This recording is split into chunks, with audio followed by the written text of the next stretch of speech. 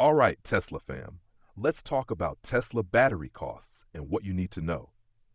If you're looking to replace your Tesla battery, the cost can vary depending on the model. Typically, a Tesla battery replacement can range between $13,000 and $20,000 for most models.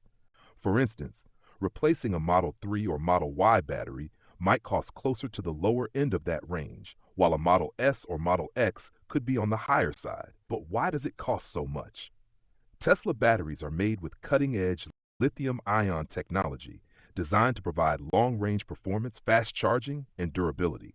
Plus, Tesla includes an 8-year or up to 150,000 miles warranty, so many owners won't face these costs anytime soon. For those exploring Tesla's Powerwall for home energy storage, each unit costs around $9,200, not including installation. The Powerwall lets you store solar energy and power your home even during outages.